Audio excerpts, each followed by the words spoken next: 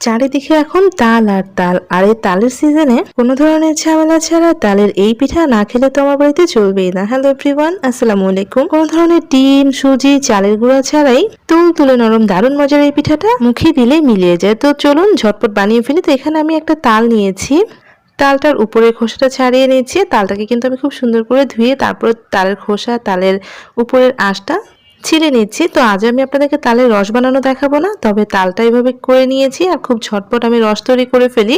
তো তালের রস তো সবাই খুব সহজে বানাতে পারেন, আপনাদের যেভাবে সহজ হয় আপনারা কিন্তু তালের রসটা বানিয়ে নেবেন। আমি দেখেন খুব সুন্দর একটা তাল নিয়েছি, তালটা কিন্তু ভীষণ মিষ্টি, আর তালের রসটা আমি এভাবে বানিয়েছি। অবশ্যই একটা ঘন রস হতে হবে।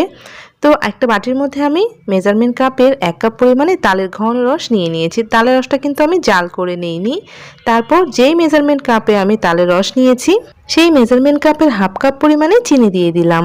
তালের রস যেহেতু বেশ মিষ্টি হয়ে থাকে তাই চিনিটা আমি এভাবে দিয়েছি। তারপর একটা হ্যান্ড হুইস্ক দিয়ে আমি চিনিটাকে খুব ভালো করে তালের রসের সাথে মিশিয়ে নিচ্ছি।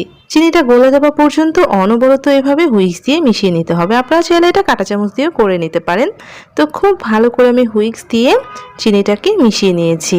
আঙুল দিয়ে অবশ্যই চেক করে দেখবেন চিনিটা গলে গিয়েছে কিনা। চিনিটা কিন্তু পারফেক্টভাবে গলে যেতে হবে, তা না হলে কিন্তু পিঠা বা কেকের উপরটা ভিজা ভিজা হবে। তাই অবশ্যই চিনিটা ভালোভাবে গলিয়ে নিতে হবে।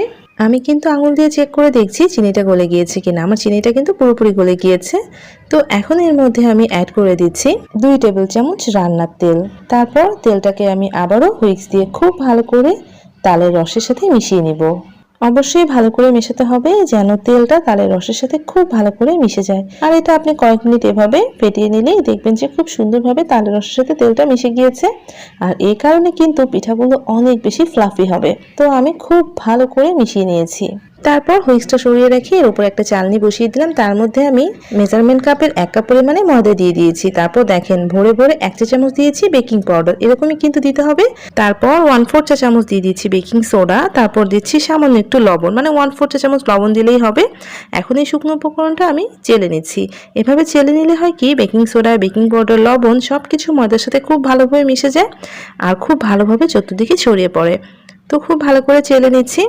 খুব ভালোভাবে চেলে নেওয়া হয়ে গিয়েছে। উপরে কিছু শক্ত অংশ ছিল সেটা আমি ফেলে দিয়েছি। এখন এর মধ্যে অ্যাড করে দিয়েছি 10 টাকা জামের যে দানো গুঁড়া দুধের প্যাকেট রয়েছে সেটা আমি 2 প্যাকেট ইউজ করেছি। এতে করে পিঠাটা খেতে অনেক বেশি মজা লাগবে, ফ্লেভারটা অনেক সুন্দর হবে। তো 10 টাকা দামের 2টা প্যাকেট দিলেই হয়ে যাবে। আমি 2টো প্যাকেট দিয়ে দিয়েছি। এরপর আমি হুইস্ক দিয়ে খুব ভালো করে মিশিয়ে নিচ্ছি। দেখেন বেশ কিন্তু ঘন হয়েছে, এটা কিন্তু অনেক বেশি ঘন হয়ে গিয়েছে। তো এখন আমি ভালো করে একটু মিশিয়ে নিয়ে এর মধ্যে আর একটা জিনিস অ্যাড করে দিচ্ছি। যেহেতু এত ঘন এটাতে হবে না, 1/4 কাপ নিয়েছি দুধ। এটা কিন্তু নর্মাল টেম্পারেচারে থাকা দুধ। আর 1/4 কাপ দুধ আমি অল্প অল্প করে অ্যাড করে দিয়ে খুব ভালো করে মিশিয়ে নিব, কারণ এই ব্যাটারটা একদম পাতলাও হওয়া যাবে না আবার অনেক বেশি ভারী হওয়া যাবে না। কেমন হবে সেটা আমি আপনাদেরকে বলে দিচ্ছি। অবশ্যই খুব ভালো করে মেশাতে হবে। আমি কিন্তু অল্প অল্প করে দুধ অ্যাড করছি, মানে আমার টোটাল 1/4 কাপের মতো দুধ লেগেছে। আর কেমন হবে এটা দেখলে আপনারা বুঝতে পারবেন, তাই অল্প অল্প করে দুধ অ্যাড করে নেবেন। আর হুইস্ক দিয়ে খুব ভালো করে এভাবে ফেটিয়ে ফেটিয়ে মিশিয়ে নেবেন। এতে করে পিঠাটা একদম তুলতুলে নরম হবে, অনেক বেশি ফ্লাফি হবে, মুখে দিলে মিলিয়ে যাবে। দেখেন আমি কিভাবে ফেটিয়ে নিয়েছি। আর এখানে আমার বেশ একটু ভারী মনে হচ্ছে, তাই আমি আরও সামান্য একটু দুধ অ্যাড করে দিলাম। তারপর আবারও ভালোভাবে মিশিয়ে নিচ্ছি। হয়ে গিয়েছে। এখন আমি এর মধ্যে একটা দারুণ জিনিস অ্যাড করছি, যেটার কারণে পিঠাটা ফুলে ওঠার পরে একদমই চুপসে যাবে না। আর এটা দেওয়ার কারণে পারফেক্টভাবে ফুলে থাকবে। এই যে 1 চা চামচ লেবুর রস, এই পর্যায়ে আপনি 1 চা চামচ লেবুর রস অ্যাড করে দিবেন। এতে করে বেকিং সোডা আর বেকিং পাউডারটা কিন্তু খুব সুন্দরভাবে অ্যাক্টিভ হয়ে যাবে। আর যার কারণে পিঠাগুলো ফুলে উঠলেও একদমই দেবে যাবে না, খুব সুন্দরভাবে সেট হয়ে থাকবে। তো আমি লেবুর রস 1 চা চামচ দেওয়ার পরে খুব ভালো করে এভাবে ফেটিয়ে ফেটিয়ে মিশিয়ে নিচ্ছি। আর এভাবে মিশিয়ে নিতে নিতে দেখবেন যে ব্যাটারটা কতটা স্মুথ হয়েছে। আর ব্যাটারটা দিয়ে নিশ্চয়ই দেখেই বুঝতে পারছেন এটা কিন্তু খুব বেশি পাতলা হয়নি, আবার অনেক বেশি ভারীও হয়নি। ঠিক এমনই কিন্তু হতে হবে। আমি এখন হুইস্কটাকে সরিয়ে রাখছি। আমি আপনাদেরকে এভাবে চামচ দিয়ে উঠে দেখাচ্ছি। আর আমি এই স্পুনের মাপে পিঠাগুলো বানিয়ে নিব। তো এভাবে নিয়ে নিচ্ছি, আপনারা আপনাদের পছন্দ মতো নিতে পারেন। এখানে আমি 1 টাইম ইউজের যে ফিরনি কাপগুলো রয়েছে সেগুলো নিয়েছি, আর 2টো এরকম আমি কাপ কেকের মোল্ড নিয়েছি। তো আপনাদের কাছে যেটা থাকবে আপনারা সেটা দিয়ে কিন্তু এটা বানিয়ে নিতে পারবেন। আপনারা চাইলে স্টিলের বাটিতেও খুব সুন্দরভাবে বানিয়ে নিতে পারবেন। অল্প করে তেল লাগিয়ে দিচ্ছি। তেলটা আমি হাত দিয়ে খুব ভালো করে মোল্ডগুলোর মধ্যে লাগিয়ে নিচ্ছি। এই পিঠাগুলো আপনারা যে কোনো কিছুতেই বানিয়ে নিতে পারবেন। একটু করে তেল ব্রাশ করে নিলে হয় কি পিঠাগুলো খুব সহজেই মোল্ড আউট করে নেওয়া যায়। তো দেখতেই পাচ্ছেন আমি এভাবে নিয়েছি, তারপর এরকম 1 স্পুন পরিমাণে নিয়ে মোল্ডের মধ্যে ঢেলে দিচ্ছি। আর আপনারা দেখতে পাচ্ছেন আমি কিন্তু রাইস কুকারের যে স্টিমার রয়েছে সেটার উপর নিয়েছি। আপনারা কিন্তু যে কোনো ঝাঁঝরি ঝুড়ি যে কোনো কিছুর উপরেই বসিয়ে দিতে পারবেন। তো দেখেন আমি 1 চামচ করে প্রত্যেকটা কাপের মধ্যে দিয়ে দিচ্ছি, এতে করে পিঠাগুলো সব এক সাইজ হবে। তো এভাবে কিন্তু প্রত্যেকটা কাপের মধ্যে আমি 1 স্পুন করে দিয়ে দিচ্ছি, এর বেশি কিন্তু দিচ্ছি না, কারণ এগুলো বেশ ফুলে উঠবে। তাই খুব বেশি করে দিবেন না, অর্ধেকটা অংশ খালি রেখে দিবেন। তারপরে এভাবে একটু ট্যাপ করে নেবেন যাতে সব দিকে সমান হতে পারে। তারপরে এর উপরে আমি 4টার মতো কিশমিশ দিয়ে দিচ্ছি, মানে কিশমিশ দিয়ে সাজিয়ে দিচ্ছি। আপনারা 4-5টার মতো দিতে পারেন, দেখতেও ভালো লাগে, খেতেও ভীষণ ভালো লাগে।